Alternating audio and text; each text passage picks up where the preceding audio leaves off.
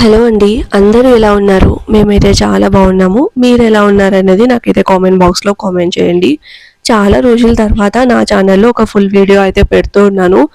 కంటిన్యూయస్‌గా full videos పెడుతూ ఉన్నా కూడా వ్యూస్ అయితే చాలా తగ్గిపోయాయి. అయితే 15 డేస్ నుంచి నాకైతే హెల్త్ అస్సలు బాగుండడం లేదు. ఫీవర్, దాని తర్వాత జలుబు ఇలా ఉండడం వల్ల ఇంకా వ్లాగ్స్ అనేది స్టాప్ చేసేసాననమాట. దట్ టూ నా ఫుల్ వీడియోస్‌కి వ్యూస్ ఎందుకు రావట్లేదు అని ఈ 15 డేస్‌లో ఆలోచిస్తే నాకు అర్థమైన విషయం ఏంటి అంటే, అన్ని వీడియోస్ చెక్ చేసినా కూడా ఏ వీడియోలో నేను నా ఇంట్రొడక్షన్ అనేది చెప్పలేదు. మేబీ కమ్యూనికేషన్ లేకపోవడం వల్ల అలా జరిగిండొచ్చు అనుకొని ఇదొక ఇంట్రొడక్షన్ వీడియో లాగా నా డైలీ రొటీన్ షేర్ చేస్తూనే ఇంకా ఇక్కడైతే నా ఇంట్రొడక్షన్ అయితే షేర్ చేస్తాను.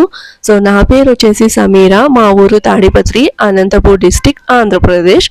నేను పుట్టింది, పెరిగింది, చదువుకున్నది అంతా అక్కడే. దాని తర్వాత జాబ్ రావడం వల్ల హైదరాబాద్కి అయితే వచ్చేసాను. సో హైదరాబాద్లో నేను తమ్ముడు ఉండి అక్కడైతే జాబ్ చేసేవాళ్ళము. తమ్ముడు స్టడీస్ జరుగుతూ ఉండేవి. దాని తర్వాత పెళ్ళి అనమాట. ఇంకా పెళ్ళి అయితే ఆడవాళ్ళు ఒకటే చోట ఉండడం అస్సలు కుదరదు కదా. సో అలా పూణేకి అయితే వచ్చేసాను అనమాట. నా హస్బెండ్ మహారాష్ట్ర నుంచి, సో తను పూణేలో జాబ్ చేస్తుంటారు కాబట్టి ఇంకా మేమైతే ఇక్కడే లైక్ ఇల్లు తీసుకొని, రెంటెడ్ ఇల్లు తీసుకొని ఉన్నాము. సో మా ఆంధ్రప్రదేశ్ మహారాష్ట్ర ఎంత దూరం, చాలా దూరం కదా, అలా ఎలా అని అనుకుంటూ ఉన్నారు కదా. సో సింపుల్ అనమాట, మాది ప్రేమ పెళ్ళి అలా జరిగింది. సో నేను పూణే వచ్చిన తర్వాత ఇంకా జాబ్ సర్చ్ చేసేసుకొని ఒక జాబ్లో అయితే సెలెక్ట్ అయ్యి ఈ జాబ్ చేస్తూ, ఇద్దరం జాబ్ చేస్తూ ఇంకా అలా లైఫ్ అయితే కంటిన్యూ అవుతూ ఉండేది. సో ఇంకా దాని తర్వాత నదీమ్కి నాకు ముంబైలో మంచి ఆఫర్ వస్తే సో మేమిద్దరం ముంబైకి షిఫ్ట్ అవుదాము అని అనుకొని ఆల్మోస్ట్ షిఫ్ట్ కూడా అయిపోయాము. షిఫ్ట్ అయిన తర్వాత మళ్ళీ నదీమ్కి ప్రీవియస్ కంపెనీలోనే ఒక మంచి ఆపర్చునిటీ ఉంది, హైదరాబాద్కి వెళ్ళండి అన్నట్లు అయితే అన్నారు. సర్లే హైదరాబాద్లో అయితే అమ్మ వాళ్ళు ఇంకా అంతా ఉంటారు కదా, నాకు కూడా బాగుంటుందని చెప్పేసి నదీమ్ కూడా ఇంకా ఆఫర్ తీసుకోవడానికి అయితే ఓకే అన్నారు. మళ్ళీ వితిన్ 1 వీక్ ముంబై నుంచి హైదరాబాద్కి అయితే వచ్చేసాం అనమాట. 1 ఇయర్ అలా హైదరాబాద్లో ఉన్నామో లేదో బ్యాక్ టు పెవిలియన్ అన్నట్లు మళ్ళీ పూణేకే వచ్చేసాము. సో అదేదో అంటారు కదా, అమ్మాయి ఎక్కడున్నా కానీ పుట్టింటి కంటే కూడా మెట్టినింటి సైడే ఎక్కువ ఉంటారు అన్నట్లు. అలా నేను కూడా మళ్ళీ మా మెట్టినిల్లు అంటే మహారాష్ట్రకి అయితే వచ్చేసాను అనమాట. సో ఇంకా అప్పుడే డిసైడ్ అయిపోయాము, ఎన్ని ట్రాన్స్ఫర్ వచ్చినా తీసుకోవద్దు, ఇంకా పూణేలోనే ఉండిపోదాం అన్నట్లు. అలా ఇంకా పూణేకి వచ్చేసాము. అయితే ఇన్నిసార్లు జాబ్ చేంజ్ చేస్తూ పూణే టు ముంబై, ముంబై టు హైదరాబాద్ అనడం వల్ల ఇంకా నేనైతే చాలా అలసిపోయినట్లు అనిపించింది. అప్పుడు నదీమ్ అన్నారు కదా, నువ్వు రెస్ట్ తీసేసుకో, లైక్ ఇంకా జాబ్ అదంతా ఏమొద్దు, ఒకవేళ నీకు ఇష్టమైతే వెళ్ళు, లేదు అంటే రెస్ట్ తీసుకో అన్నారు. ఇంకా నాకు కూడా ఎందుకు రెస్ట్ తీసుకోవాలనిపించింది. దట్టు ఇన్ని ఇయర్స్ ఎక్స్పీరియన్స్ ఉన్నా కూడా ఇక్కడ పూణేలో మాత్రం చాలా అంటే చాలా తక్కువ ప్యాకేజ్ అలా అయితే ఆఫర్ చేస్తున్నారు. నాదైతే ఐటీ ఫీల్డ్ కాదు, ఐటీ ఫీల్డ్ అయితే మంచి ప్యాకేజీ ఉంటుంది కానీ సో నాదంతా ఇన్సూరెన్స్ ఫీల్డ్ కాబట్టి సో అక్కడ పెద్ద ప్యాకేజ్ అయితే ఉండదు. ఇక్కడ ఏంటి అంటే బయటికి వెళ్ళి తిరిగి సేల్స్ లాగా అలా జాబ్ చేస్తేనే మంచి ప్యాకేజ్ ఉంటుందన్నమాట. లేదు అంటే ఇంకా అమ్మాయిలకి అంత మంచి ప్యాకేజెస్ అయితే ఏమి ఇవ్వరు. సో ఎక్కడ ఇంటర్వ్యూకి వెళ్ళినా కూడా 10,000 11,000 ఇస్తామంటున్నారు. ఒక టైంలో ఒక శాలరీకి జాబ్ చేసిన నేను అంత తక్కువ జాబ్, దట్టు ఇంకా స్టడీస్ అంత మంచిగా ఉన్నప్పుడు ఎందుకు వెళ్ళడంలే అన్నట్లు ఇంకా నేను కూడా రెస్ట్ తీసుకుందామని ఇలా యూట్యూబ్ ఛానల్ అయితే స్టార్ట్ చేశాను. యాక్చువల్లీ హైదరాబాద్లో ఉన్నప్పుడే యూట్యూబ్ ఛానల్ స్టార్ట్ చేశాను.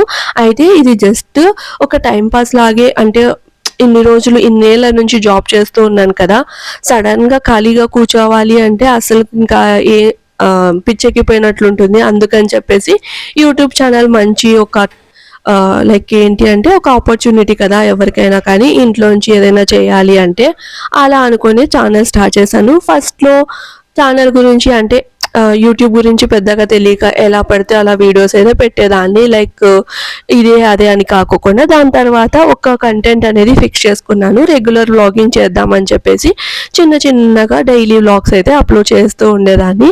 అలా హైదరాబాద్లో 1 2 అలా షార్ట్స్, ఫస్ట్ ఫుల్గా షార్ట్స్ పెట్టేదాన్ని, దాని తర్వాత ఫుల్ వీడియోస్ అయితే అప్లోడ్ చేసేదాన్ని అనమాట. ఇంకా అలా అక్కడి నుంచి హైదరాబాద్ నుంచి పూణేకి వచ్చిన తర్వాత ఇంకా పూణేలో నా డైలీ రొటీన్ వ్లాగ్స్ అయితే షేర్ చేస్తూ ఉన్నాను. ఇది సింపుల్గా నా గురించి ఇన్ఫర్మేషన్. సో ఫైనల్గా ఏంటి అంటే ఈ ప్రెజెంట్ అయితే నేను పూణేలో ఉంటాను. పూణే నుంచి నా రెగ్యులర్ డైలీ రొటీన్ వ్లాగ్స్, అలానే ఎప్పుడైనా బయటకు వెళ్ళినప్పుడు, ఇంకా బయట ఏదైనా ప్లేస్ విజిట్ చేసినప్పుడు ఆ ప్లేస్ గురించి అలా అయితే మీతో అయితే షేర్ చేస్తాను. సో ఎవరైనా ఫస్ట్ టైం నా వ్లాగ్ చూస్తుంటే మాత్రం తప్పకుండా నా ఛానల్లో ఉన్న ప్రీవియస్ వ్లాగ్స్ అన్నీ చూసి ఒకవేళ నచ్చితే మాత్రమే మీరు నా ఛానల్ని సబ్స్క్రైబ్ చేయండి. సో ఎవరైనా మన తెలుగు వాళ్ళు పూణే నుంచి నా వ్లాగ్స్ చూస్తున్నారా అన్నది కూడా నాతో అయితే షేర్ చేయండి. ఎంతమంది పూణేలో ఉన్నారు అది కూడా వ్లాగ్స్ అయితే నా కామెంట్ బాక్స్లో అయితే షేర్ చేయండి. సో ఇది ఫైనల్గా అయితే సో ఇంకా ఇదైతే నా రెగ్యులర్ రొటీన్ అనమాట. సో మార్నింగ్ బ్రేక్ఫాస్ట్లోకి ఇడ్లీ, వడ, చట్నీ, సాంబార్ చేసేసి ఇంకా నదీమ్కి బాక్స్ కట్టించేసి పంపించేశాను. ఇంకా నైట్ డిన్నర్ అనమాట ఇది. డైరెక్ట్గా ఆఫ్టర్నూన్ పనులన్నీ చేసేసుకున్నాను. సో నైట్ డిన్నర్లోకి ఏంటి అంటే కాస్త చికెన్ ఉంది, ఇంకా చికెన్ ఫ్రై చేసేద్దాము. నాకు చికెన్లోకి దోశ అంటే చాలా ఇష్టం అనమాట. సో అందుకని చెప్పేసి ఇంకా దోశ అయితే చేద్దామని అయితే అనుకున్నాను. ఇక్కడ చికెన్ ఫ్రై సింపుల్గా ఆనియన్స్, టమాటో, అల్లం వెల్లుల్లి పేస్ట్, ఇంకా చికెన్ వేసేసి రెగ్యులర్ మసాలాలు, ఉప్పు, కారం, ధనియాల పొడి ఇవంతా వేసేసి లాస్ట్లో కరివేపాకు అయితే వేస్తున్నాను. చికెన్ ఫ్రైలో కరివేపాకు వేసుకుంటే ఫ్లేవర్ భలే ఉంటుంది కదా. సో ఫ్లేవర్ భలే ఉంటుందని చెప్తున్నాను, కానీ అక్కడ చేస్తున్నప్పుడు మాత్రం నాకు స్మెల్ కానీ టేస్ట్ కానీ ఏం లేదు. చెప్పాను కదా చాలా ఫీవర్గా జలుబు చేసింది అలా అని చెప్పేసి, ఇంక దానివల్ల ఇంకా ఫ్లేవర్ కానీ స్మెల్ కానీ ఏం తెలియట్లేదు. సో ఇంక ఇక్కడైతే చికెన్ ఫ్రై చేశాను. చికెన్ ఫ్రై తోటి దోశ, అలానే గోంగూర పప్పు చేశాను అనమాట ఆఫ్టర్నూను. పూణేలో ఏంటి అంటే గోంగూర పప్పు గోంగూర దొరకడం చాలా రేరు. ఇంకా దొరికినప్పుడు మాత్రమే అలా పప్పు కానీ లేదంటే చట్నీ కానీ చేస్తూ ఉంటాను. కానీ మన సైడ్ ఉన్న గోంగూరకి ఇక్కడ దొరికే గోంగూరకి చాలా తేడా అయితే ఉంటుందన్నమాట. ఎలా అంటే మన సైడ్ గోంగూర పులుపుతనం కానీ లేదంటే తొందరగా కుక్ అవుతుంది. బట్ ఇక్కడ గోంగూర ఎలా అంటే ఆకాకులాగానే ఉంటుంది, చాలాసేపు కుక్ చేస్తే కానీ కుక్ అవ్వదు, అలా ఉంటుందన్నమాట. ఇంక ఇక్కడ చూస్తున్నారు కదా ఫైనల్గా నా చికెన్ ఫ్రై అయితే రెడీ అయిపోయింది. ఇంకా దోశలు వేసేసి ఇంకా కూర్చొని ఇద్దరం తినేస్తాము. సో నైట్ డిన్నర్ ఏంటి అంటే ఇద్దరం కూర్చొని తినడానికే ప్రిఫర్ చేస్తామన్నమాట. ఉన్నదే మేము ఇద్దరం కదా, సో అప్పుడు కూడా ఎవరికి వాళ్ళు తింటే ఎలా చెప్పండి. అందుకని నైట్ మాత్రం కంపల్సరీ ఇద్దరం కలిసి కూర్చొని డిన్నర్ చేయడానికి ప్రిపేర్ చేస్తాము. ఈ వ్లాగ్ అయితే ఇక్కడితో ఎండ్ చేస్తున్నాను. నచ్చితే లైక్ చేయండి.